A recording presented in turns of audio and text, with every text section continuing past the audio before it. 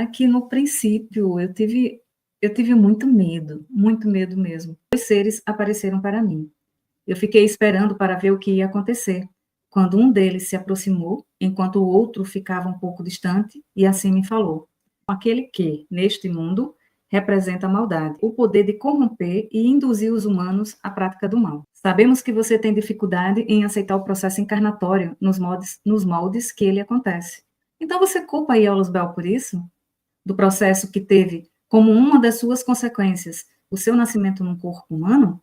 É ele contando a partir do que ele vivenciou, do que ele sentiu, do que ele fez, tudo. Então, assim, às vezes a dificuldade que se tem é o quê? É escutar algo que não é humano, dentro de um contexto que os humanos sequer existiam, e fazer com que isso seja compreensível num tempo, no nosso tempo, na nossa cultura, e no nosso modo humano de pensar. Se a obra é imperfeita, então como pode um ser perfeito criar algo imperfeito? Se vocês tiverem paciência para me escutar um pouquinho, a gente vai falar sobre um assunto bem interessante, que é sobre os anjos decaídos, né, que a gente ficou mais conhecido assim, sobre a história de Aeolus Bel. Quem foi o Aeolus Bel? O que foi que ele fez para ousar, né, questionar o que foi que ele questionou e qual foi o legado que ele nos deixou aqui para a humanidade. Vamos contextualizar a história dele, né, dizer quem ele é, o que ele fez, e depois a gente entra finalizando com o texto, que eu acho que vai fechar bem. Maravilha, maravilha. Pronto. Daí você consegue movimentar. Ok. Pronto, então, deixa eu ver se eu consigo. Pronto. Então, o principal é que vocês entendam que a gente vai se remeter aqui a um tempo de 700 mil anos atrás, então a gente vai tentar trazer esses acontecimentos aqui ao modo humano de pensar para que a gente possa entender, tá? Então, vamos com calma, vamos fazendo passo a passo para poder a gente entender, mas lembrem-se que a gente está falando de um contexto que se remete a uma época não humana, 700 mil anos atrás. Então, vamos lá. Então, a rebelião dos anjos decaídos, né? Aqui eu vou usar tudo o que ele me disse nos livros, eu peguei pequenos trechos, que é ele falando por ele mesmo, na primeira pessoa, né? Que a escrita dos livros é em forma de narrativa, né? São histórias contadas na primeira pessoa. É ele contando a partir do que ele vivenciou, do que ele sentiu, do que ele fez, tudo. Então, assim, no caso, o Aeolus Bel coloca que a Revolta dos Anjos Decaídos foi uma rebelião deflagrada mais ou menos há uns 687 mil anos atrás. Eu fecho em 700 para não ter maiores problemas, né? Mas, pronto, contra Sofia e suas hostes, e o que iniciou com uma inquietação mental acabou por se transformar numa guerra sem precedentes no sistema de Capela, né? Depois eu explico exatamente quem é Sofia. Sofia, no caso, no sistema de Capela, era o comandante, era aquele que representava o Criador, aquele que tudo criou, todos os universos, todas as estrelas, todos os seres, e que fez tudo. Então, Sofia, nesse quadrante do universo, no sistema de Capela, comandava mais de 250 mil famílias que existiam por lá, e ele era aquele que representava o Criador. Então, assim, o que significa ser um capelino, né? Todos os membros das famílias capelinas foram urdidas pela vontade de um ser cósmico, conhecido por Sofia, conforme eu já falei agora. Dessas 250 mil famílias que foram criadas, cada uma delas já nascia com uma função pré-determinada. Olha, vamos tentar entender. É como se houvesse um país, dentro desse país, houvessem 250 famílias que foram criadas por uma única, no caso, por duas, que foi Sofia e o codificador, mas eu não vou conseguir explicar muito isso, mas vamos deixar somente com Sofia.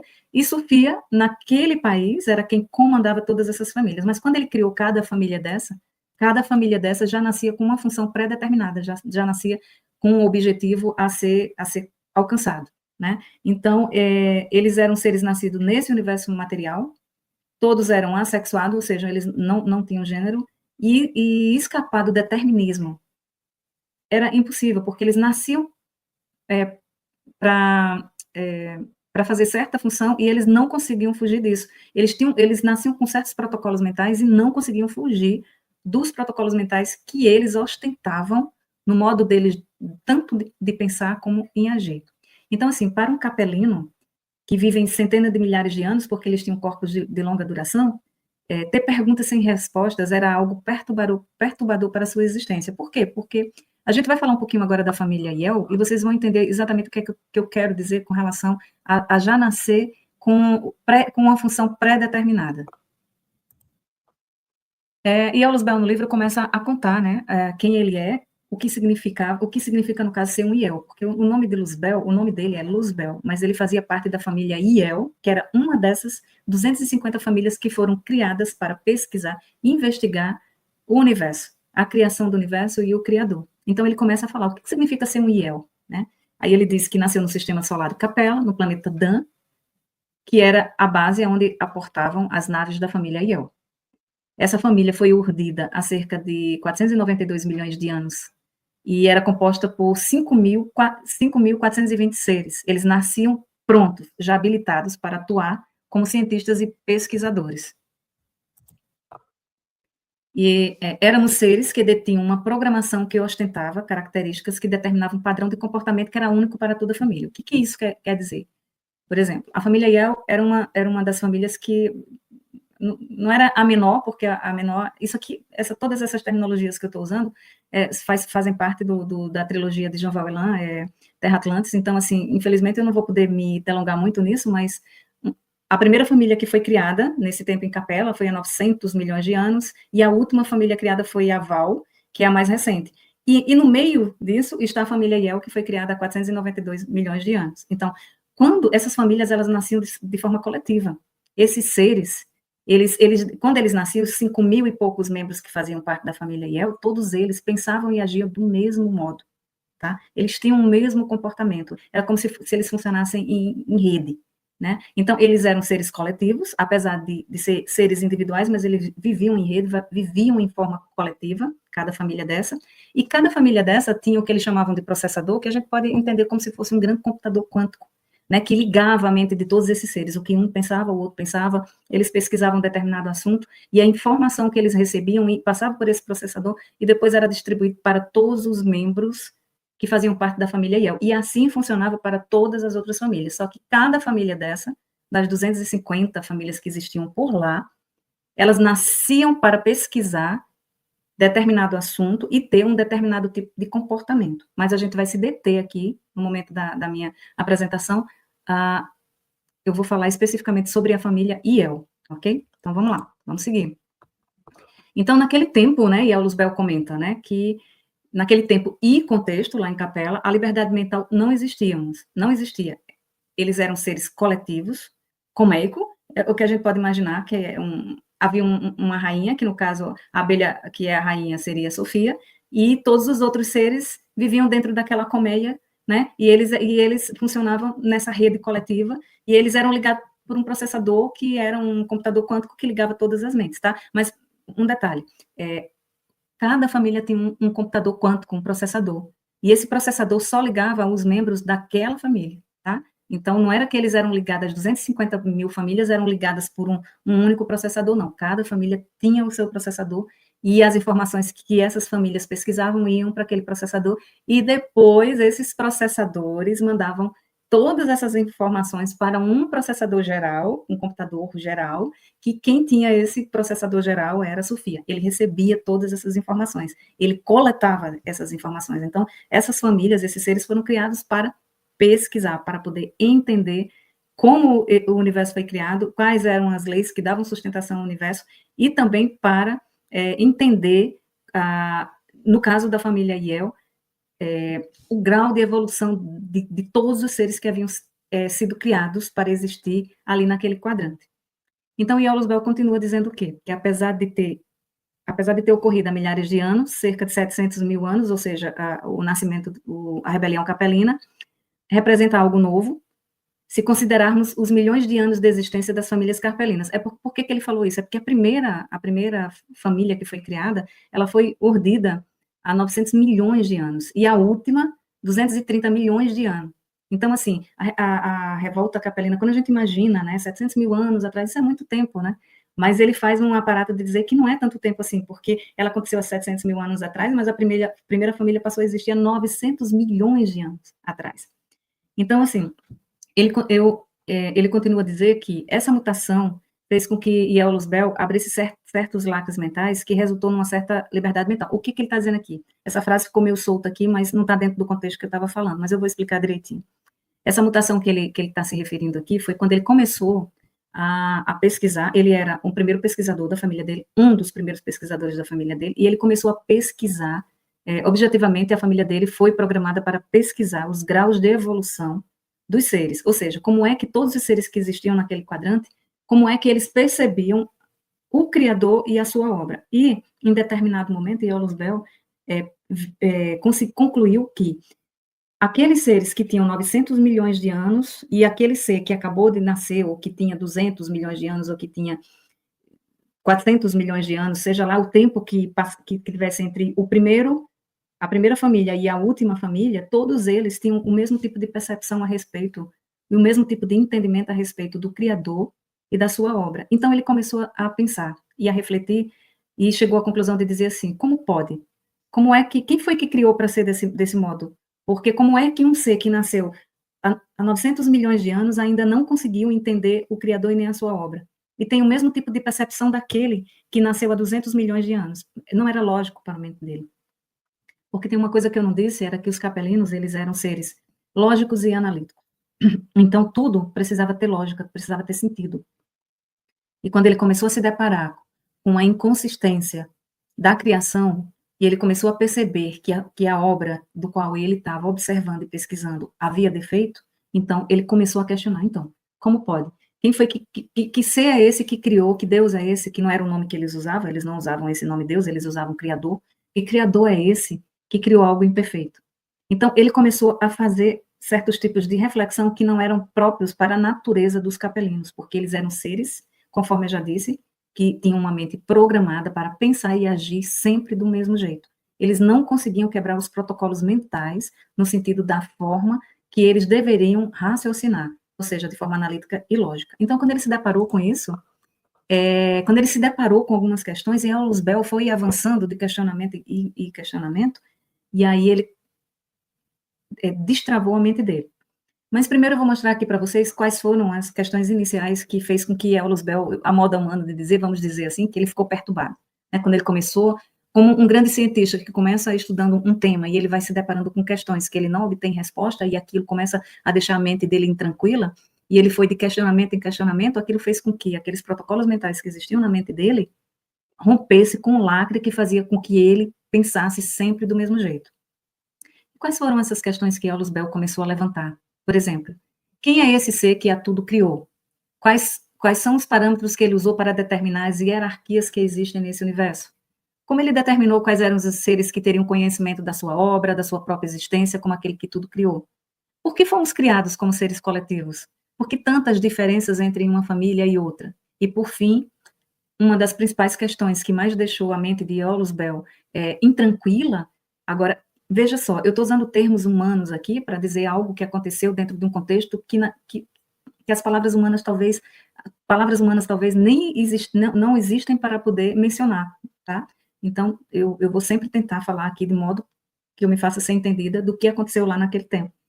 Então, quando ele começou a pensar qual o propósito de toda a criação, e ele não encontrou uma resposta lógica e objetiva que respondesse a essa simples questão, ele começou a desenvolver dentro dele um certo nervosismo, uma certa agitação, porque um biodemo, ele foi programado para encontrar a resposta.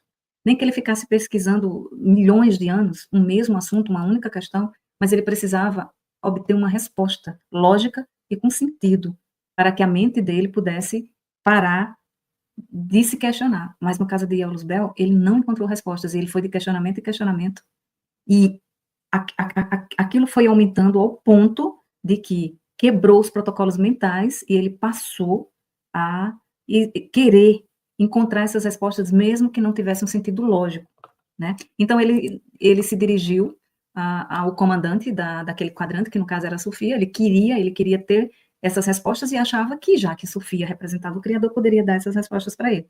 Mas o que aconteceu foi que ele levou essas questões para a família dele, para os membros, porque dentro das famílias também havia certas hierarquias. O primeiro que nasceu era chamado primeiro em comando.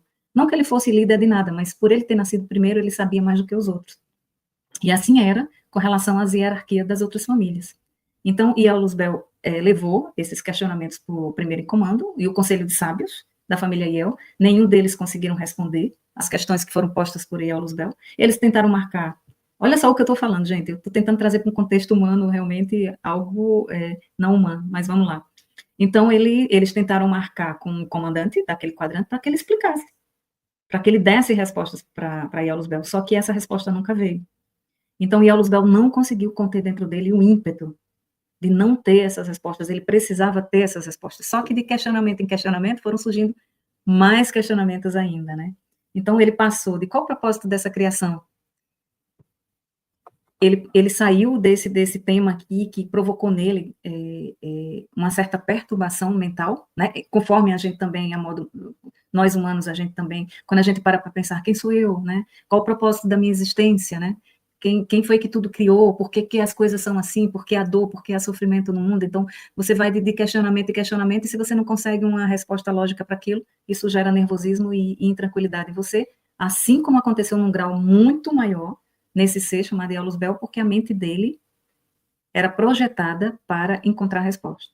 E ele não admitia o fato de não ter uma resposta que tivesse lógica e sentido. Então, assim, esse questionamento, além foi o que tirou realmente Iolus Bell do aprisionamento mental que ele vivia, né? Porque ele passou a perguntar, então, para que existir? Ele queria resposta para essa questão, né? E aí ele me colocou que no momento que ele se deparou com essa e todas aquelas outras questões que eu já falei aqui para vocês, e acabou por alterar o modo dele de agir, né? Já que eles eram seres frios, analíticos e lógicos. E o resultado foi que eles desenvolveram um novo modo de existir, agora não mais dentro de uma lógica, e sim num modo nervoso, e depois eles foram desenvolvendo uma certa agressividade quando eles não conseguiram obter resposta às questões que Iolus Bell estava levantando, né? E nessa agressividade eles começaram a ter um comportamento que não fazia parte do protocolo mental deles, que era o enfrentamento. Era aí, em vez de pedir resposta, eles começaram a exigir respostas do comando, né? No caso de Sofia. E então foi nesse momento que Iolus Bell coloca que começou a derrocada daqueles seres, né? Que não tinham traços emocionais. Eles não tinham emoções do mesmo modo que nós humanos temos, né? Eles eram seres frios e analíticos. Então, eles precisavam somente de respostas lógicas, né? E quando eles desenvolveram esse nervosismo, essa agressividade e esse enfrentamento, eles mudaram completamente o modo deles de pensar e agir. E aqui eu trouxe para vocês uma frase que ele me citou no livro, né? Que eu chamei As Inquietações de Iolus Bell, que ele disse assim: entretanto, ao tomar conhecimento de certas particularidades que envolviam o Criador e a sua obra, uma vibração inusitada surgiu no meu ser devido ao constante pensar e ao fato de querer respostas para as minhas indagações, causando uma mutação no meu código genético. Essa mutação fez com que eu, como ser individual, abrisse certos lacres mentais em mim mesmo, que acabou fazendo com que eu, de indagação em indagação, ficasse cada vez mais intranquilo diante de tudo que estava vendo e percebendo. Esse é um trecho que eu tirei do primeiro livro de Iolus Bell. Então, qual foi uma ruptura provocada por Iolus Bell, né? E aí ele coloca que a ruptura provocada por ele, é uma frase também que eu tirei do livro, que ele disse assim: quero esclarecer que, naquele tempo, eu ainda não tinha percepção muito nítida de quais eram as motivações que me levaram a agir ou a pensar determinadas coisas. Só estava me deparando com algo que não entendia. E quanto mais eu pensava sobre isso, mais dúvidas surgiam. E sem nenhum tipo de resposta para os meus questionamentos, isso fazia com que eu, enquanto ser programado, que não parava de pensar até achar alguma solução para a minha indagação feita, continuasse a provocar mutações genéticas em mim, num ritmo tão acelerado que minha mente de capelino era incapaz de perceber a magnitude da mudança que estava ocorrendo no meu temperamento, ou seja, no meu modo de pensar e agir. Então, a gente chega aqui no momento aonde eu quero colocar para vocês a importância da rebelião para nós humanos, né? Porque você deve estar se perguntando, pronto, isso aconteceu há 700 mil anos atrás, o que isso tem a ver comigo? O que isso representa para mim enquanto humano, né? Então, Iolus Bell realizou mais do que isso, fui eu quem disse para ele, né? Em determinado momento, que ele realizou muito mais do que ele conseguia imaginar, que ele questionou a realidade, ele questionou a existência do Criador e sua obra perfeita. Ele rompeu com o lacre mental, com seu lacre mental pré-determinado. Ele rebelou-se contra o comando de Sofia e de seus prepostos. E o legado que ele trouxe para nós humanos foi a racionalidade e a liberdade mental. Por quê? Porque quando esses seres saíram do sistema de Capela, se rebelaram contra Sofia, que ocorreu primeiro uma guerra mental e depois uma guerra realmente bélica, onde houve um confronto bélico em Capela, e que alguns seres morreram nos corpos que eles tinham de longa duração. Então, outros vieram para cá, para o planeta Terra, em seus corpos, em suas naves, e aqui aportaram, e aqui também foram morrendo. E esses outros seres que morreram lá em Capela ficaram aqui nos ambientes terrenos, em forma de espírito, e depois começou a espiritualidade teve que criar um processo que não existia até então, começou aqui na Terra, que se chama encarnação, que com a morte desses seres e tantos outros, eles começaram a nascer em corpos dos hominídeos que estavam aqui ainda, que haviam nascido nos ambientes terrenos, mas que quando esses hominídeos morriam, quando eles tinham filhos, os espíritos desses capelinos acabaram nascendo nesses corpos biológicos agora de curta duração, e com a racionalidade ainda não desperta, né? A racionalidade deles ainda não estava desperta. E também esses hominídeos passaram também a conviver com esses seres que também vieram aqui para o planeta Terra, que eles chamavam de planeta azul, mas achava-se que com a convivência desses seres, que chamavam de anjos decaídos, eles chamavam de anjos porque eles vieram em naves, né? Eles tinham um poderio tecnológico muito grande, mas esses seres, eles não queriam se misturar com esses terrícolas que eles viam como verdadeiros animais, né? Então, o que aconteceu? Qual foi uma outra coisa também que eu disse para Iolus Bell com relação à importância da rebelião para nós humanos, né? Deixa eu ver aqui, eu acho que eu repeti alguma coisa aqui. Isso. A partir da sua inquietação mental, ao tentar achar as respostas, acabou despertando em sua mente um certo tipo de liberdade mental nunca antes possível para a sua espécie. Iolus Bell tornou-se o protótipo único entre das 250 mil famílias, não havia ninguém igual a Iolus Bell. Só que ele começou a fazer mutação vamos chamar de DNA, né, para vocês poderem entender que fazia parte do corpo dele, e essa mutação foi provocando nele uma liberdade mental que nenhum outro ser, lá no sistema de Capela, era capaz de pensar igual a ele. Só que, em determinado ponto, Iolus Bell começou a falar sobre as suas inquietações, e em especial a um ser chamado Le Mion, da família Mion, que era uma outra família do sistema de Capela, só que essa família, ela tinha mais uma característica diferenciada dos Iels, porque a família Mion era uma família mais numerosa, mas eles eram muito aguerridos, eles iam muito para o confronto, eles foram criados para desbravar o universo, eles foram criados para investigar o universo sem medo, né? A família Iel não, a família Iel é como se fossem cientistas, eles eram cientistas, eles pesquisavam, eles armazenavam dados. A família Mion não, a família Mion era arrojada, era ousada, não tinha medo. Então, quando Iolus Bell começou a falar com esse ser entrou em sintonia com os pensamentos de Iolus Bell, levou os questionamentos de Iolus Bell para a família dele, para a família Mion. A família Mion abraçou esses questionamentos e colocou Iolus Bell como comandante dessa família, e isso foi virando um movimento enorme que outras famílias, ao entrar em contato com o que Iolus Bell ia expondo, também começaram a seguir Iolus Bell, e acabou com que detonou o que a gente conheceu como a revolta dos anjos decaídos, né? Eles se rebelaram primeiro, contra o comando de Sofia, segundo, pela ausência dele de responder as questões, cadê o Criador? Por que essa obra é imperfeita? Qual o propósito dessa criação? Né? O que significa estar vivo? Então, como eles não obtinham respostas, eles começaram a pensar o seguinte, porque havia uma coisa que é importante que eu diga, que Iolus Bell menciona no livro, é que, mesmo essa família que era mais antiga, o primeiro em comando da família que era mais antiga, que foi criada há 900 milhões de anos, e a família que foi criada há 200 e poucos milhões de anos, nenhum deles nunca havia visto o Criador. Então, esse Criador, ele existia apenas porque Sofia afirmava que ele existia, e que ele representava esse Criador. Então, eles começaram a dizer, se esse Criador existe, por que ele não aparece aqui e se mostra para todas as famílias? Por que a família mais antiga nunca esteve frente a frente com o Criador? Porque somente Sofia e os seus anjos, né, e os seus prepostos são os únicos que viram esse Criador. Então, quando Iolus Bell se deparou com o que ele chamou de feridas da criação, ou seja, as imperfeições que ele foi vendo na obra, aí ele começou a chegar na seguinte questão: se a obra é imperfeita, então como pode um ser perfeito criar algo imperfeito? Para ele não tinha sentido, não havia lógica nessa premissa.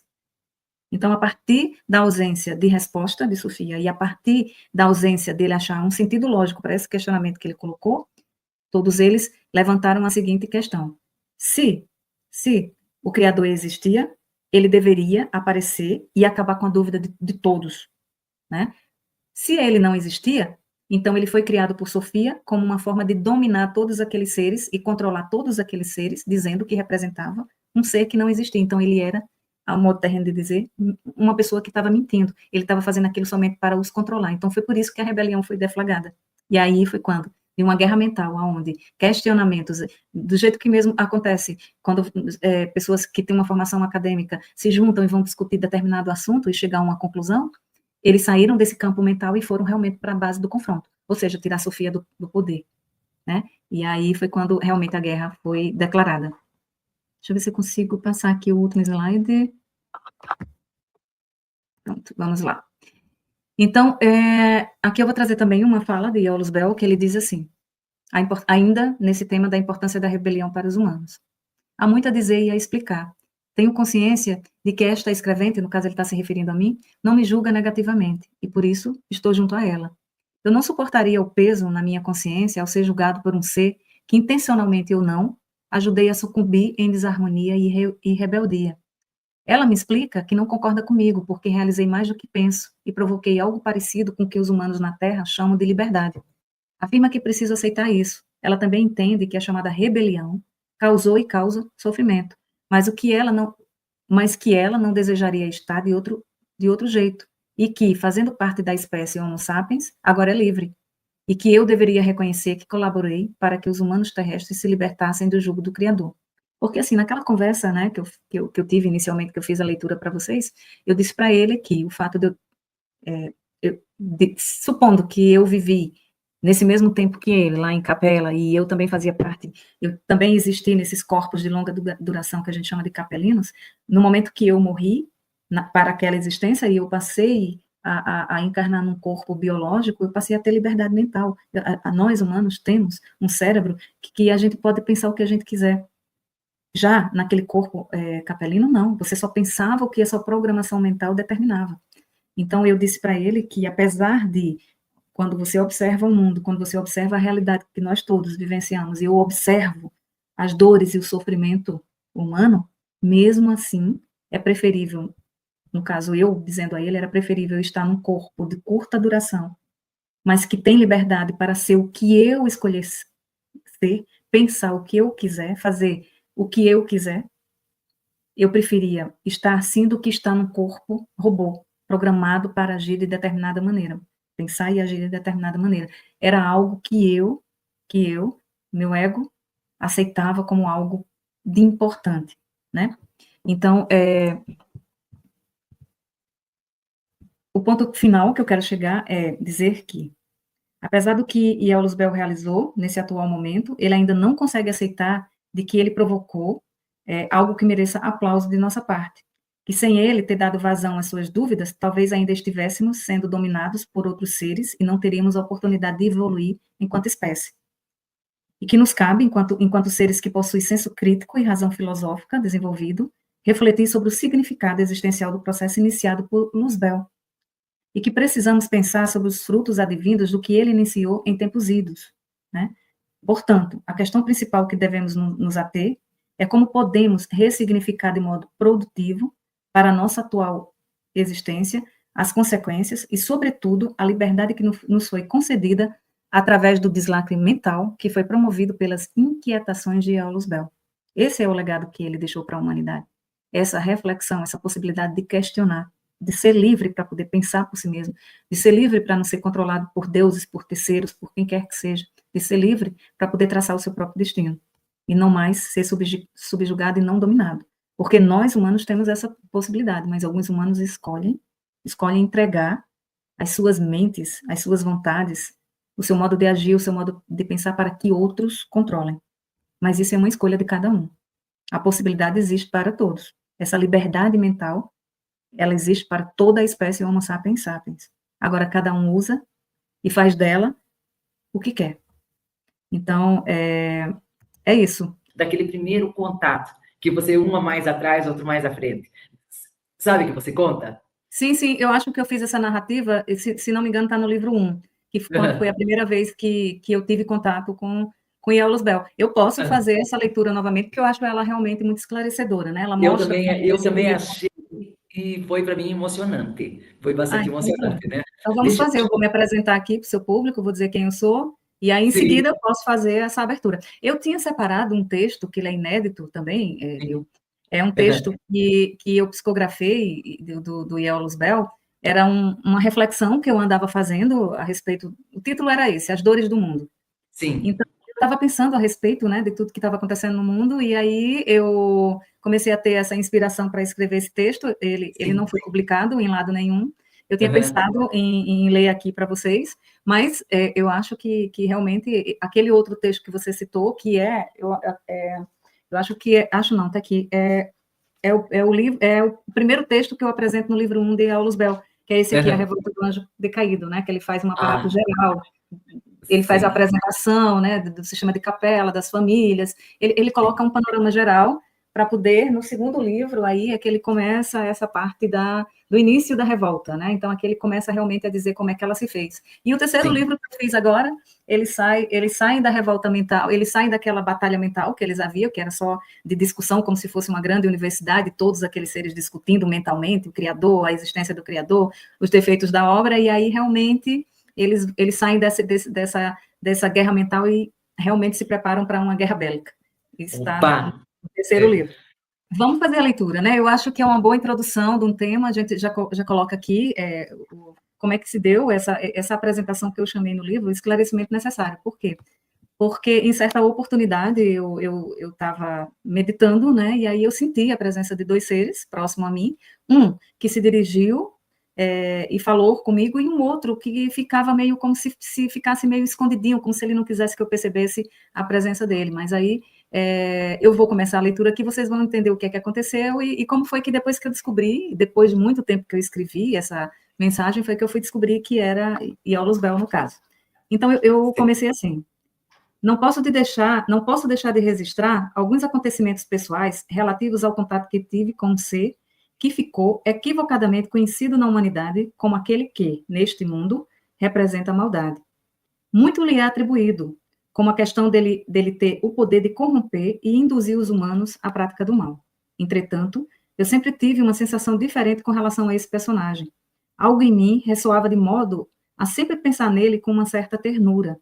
Acredito que isso pode causar surpresa para aqueles que entendem que Eulus Bell representa a parte perversa que age no mundo, conforme pensam alguns seguidores da religião católica e algumas outras. Eu sempre tive a rejeição a esse postulado, pois meu espírito não aceitava essa interpretação religiosa. Num certo momento da minha vida, tive o primeiro destes encontros, que foi determinante para mim, pois percebi o quanto meu espírito sabia sobre a rebelião dos anjos decaídos, ainda que eu, enquanto humana, não a entendesse por completo. Esse encontro ocorreu quando eu estava em um estado meditativo e dois seres apareceram para mim. Eu fiquei esperando para ver o que ia acontecer, quando um deles se aproximou, enquanto o outro ficava um pouco distante, e assim me falou: você tem raiva de Aulus Bell por ele ter sido o autor do processo que teve como uma das suas consequências o seu nascimento num corpo humano? Sabemos que você tem dificuldade em aceitar o processo encarnatório nos moldes que ele acontece. Então você culpa Aulus Bell por isso? E eu assim respondi: não o culpo por nada, e tampouco tenho raiva dele por ter que encarnar em corpos biológicos. Você se dirigiu de novo a mim dizendo: contudo, foi a partir do que ele fez que os que morreram em capela se viram obrigados a encarnar nesse tipo de corpo. Foi ele que disseminou o vírus que contaminou a todos e os arrastou até aqui, para este mundo extremamente material. Você não o culpa por ele ter incitado a revolta e ter provocado a queda dos que aqui na Terra ficaram conhecidos como os anjos decaídos? Percebi que o outro ser, que estava distante de mim, ao ouvir essa conversa, digamos assim, por aquilo que eu via. E eu assim respondi: não, não tenho raiva e sequer culpo pelo que aconteceu no sistema de capela, esclareci. Sei do que você está falando quando se refere à queda dos anjos decaídos. Entendo que o que aconteceu foi também por escolha minha. Suponhamos que eu faça parte destes que caíram e que, ao tomar contato com os questionamentos de Aulus Bell, passei a interagir e a pensar como ele.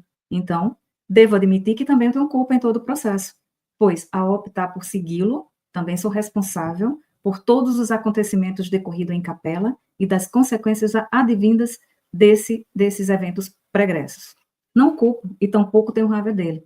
Na verdade, sinto uma sintonia íntima com ele e penso que somos companheiros de ideal. E que, como resultado dessa parceria, devemos também dividir a responsabilidade por tudo que aconteceu.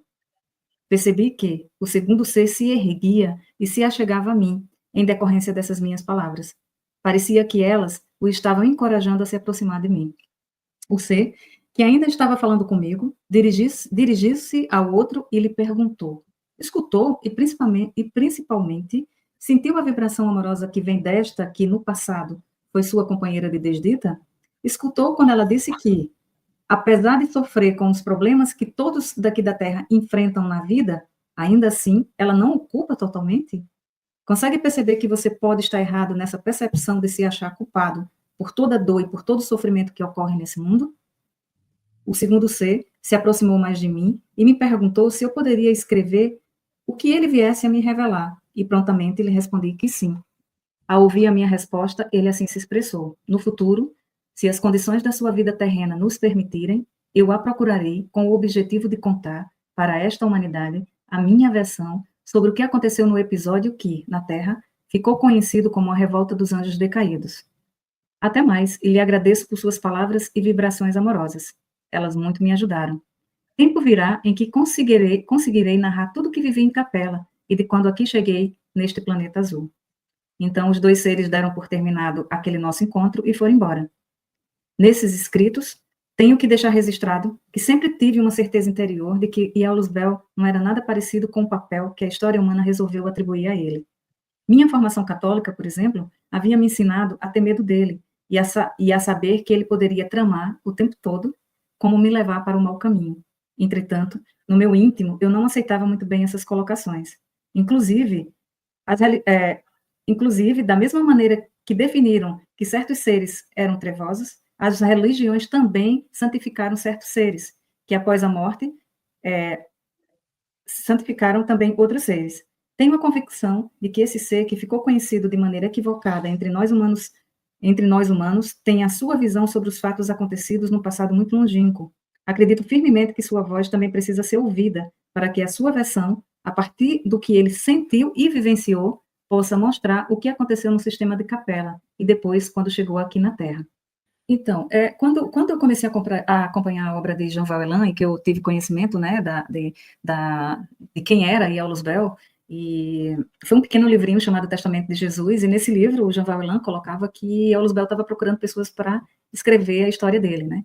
Então, assim, quando eu li o livro, eu me lembrei desse texto que eu havia psicografado, na época eu ainda chamava de psicografia, né, e é uma psicografia, mas eu não gosto muito de usar o termo, porque a terminologia acaba me ligando a uma determinada religião que eu não faço mais parte, né. Já frequentei, inclusive o Grupo Atlas, que eu fazia parte, aqui em Natal não, mas em Natal, onde eu morava, no começo havia também usava, né, desse método, né, de uma casa espírita, inclusive chamava-se Casa Lucas, né, então, quando eu conheci o grupo, a gente ainda praticava, né, eu li todo o Pentateuco espírita, eu li as obras de Ramatiz, eu li as obras de Rochester, eu li as obras de Chico Xavier, de Valdo Franco, então, assim, eu bebi, né, dessa fonte, e depois que eu li tudo isso, e aí eu fui reparar, né, que muitas coisas que estavam escritas nesses livros, eu tinha escrito, de alguma forma, frases, contextos e tal, e aí eu fui ver todo o material, porque eu tenho um hábito de muita leitura. Então, eu fazia mini resumos desses livros, anotações e tal, e aí quando eu comecei a ler, principalmente uma obra da trilogia de Jean Valjean, quando ele lançou inicialmente 3 livros, né, 3 livros iniciais, que eram Reintegração Cósmica, Caminhos Espirituais e Karma e Compromisso, cada um tinha uma cor, até hoje eu me lembro. Reintegração Cósmica acho que era lilás, roxo, alguma coisa, ou era um azul escuro, Caminhos Espirituais era amarelo e Karma e Compromisso vermelho. Então, quando eu li esse livro, Reintegração Cósmica, que ele contava justamente da queda dos anjos decaídos, a vinda aqui para a Terra e tal, e isso despertou em mim todo porque a única forma que a gente tem porque não tem como a gente provar as coisas para ninguém, né? Eu não posso provar absolutamente nada para ninguém. A única prova concreta que eu tenho de tudo que eu vivencio a partir das experiências que eu tenho são os livros que eu escrevo. Sim. Mas eu tenho 2 hipóteses que eu levanto e que as pessoas acreditam naquela que lhe for mais confortável. Quais são essas hipóteses? Primeiro, Eu uso da minha criatividade e faço livros, um de mitologia grega e outro de mitologia, ou de conhecimento esotérico, que são os anjos decaídos, e uso o meu cérebro, o meu conhecimento e todas as leituras que eu tive e fiz esses livros. E o outra versão é que eu realmente recebi essas informações e essas informações que foram recebidas foram transcritas em palavras através dos livros que foram impressos, né? Então, cada um... Uma outra estaria carregada de valor. No entanto, você conhece a sua verdade. Independente, você diz, não preciso convencer todo mundo, porque as Não, pessoas são livres, né? para pensar o que Sim, quiserem, eu e eu também. entendo. E eu Aham, também. Mas, assim, eu sei o que acontece comigo, eu sei todos os fenômenos que eu vivi, eu sei todas as sim. sensações que eu tive, todas as experiências mediúnicas que eu tive. São experiências minhas, evidentemente, na hora que eu conto para alguém, e isso pode ser entendido como algo real e como algo não real, mas para mim elas têm um significado. Para mim, elas provam aquilo que eu faço, que é um fenômeno. Né? A psicografia é um fenômeno. Você abrir um computador, já vi um título pronto, você fazer um capítulo por dia, sem pensar. Sim, não é, Tudo bem que eu possa ser uma né? pessoa inteligente, mas eu sei que eu não sou tão inteligente assim. Então, pronto. Mas isso não tem a menor importância. A importância são os livros, né? E o poder que esses livros têm, porque quando as pessoas encontram esse livro e que leem o livro, Reflete, no mínimo fosse, né, é, Jeane? eu devo confessar que no princípio eu tive muito medo mesmo. Dos livros de Pandora eu não tive tanto medo. Porque a mitologia grega, enfim, não tem nada Sim. de mais complicado nisso. Mas os livros de Eulus Bell, eu devo confessar que para mim, assim, se eu pudesse, eu teria botado um outro nome, não o meu. Mas na época eu falei, olha, seja aquilo que for. Tá aqui, né? Tá Mas aqui, né? tá entregue e eu vou botar o meu nome mesmo. Mas mesmo assim, eu tomei todo o cuidado possível. Por exemplo, na elaboração das capas dos meus livros, todos eles são brancos, dourados, lilás, Uhum. já para ressignificar todo um conteúdo A que leve, existe mais atrelado, leve, né? isso, atrelado ao nome, né? Eu não Sim, uso sim. o nome que ele ficou conhecido, né? Eu uso o nome Aham. cósmico dele, que é Sim, Aulus Bell, sim. apesar que o nome que ele ficou conhecido na humanidade significa algo muito bonito, que é a estrela da manhã, né? Exato. Portador da Aham. luz. Então, Sim. assim, né? A gente Mas sabe. as pessoas sempre vão distorcer de alguma forma, né? E outra E coisa, não só isso, não só a distorção, mas também o significado que a palavra tem, as energias que estão atreladas àquele nome, as egrégoras que foram formadas a partir desse nome. Então, quando você fala esse nome, você já puxa todo um campo energético complicadíssimo, então né? ressignifica com esse, né, com essa colocação desse nome, né? E De Eulus Bell Eros. não. E Eulus Bell é um nome que Jean Valjean lançou nos livros dele, que eu assumi também para minhas obras, e a gente está criando uma egrégora positiva em cima, uma nova visão, uma ressignificação desse personagem, do que ele fez, né, da importância dele para algo que nós humanos herdamos, que chama-se liberdade mental. E é um tempo que se remete a 700 mil anos atrás, ou seja, a gente tem que trazer tudo o que aconteceu em um tempo longínquo, pegar Da tudo isso que você linguagem está atual. escutando e trazer isso para a linguagem humana. Sim. Então, assim, às vezes a dificuldade que se tem é o quê? É escutar algo que não é humano, dentro de um contexto que os humanos sequer existiam, e fazer com que isso seja compreensível no nosso tempo, na nossa cultura, e no nosso Era modo humano de pensar. Olá, arqueólogos da verdade! Não se esqueçam de comentar no vídeo suas dúvidas e impressões.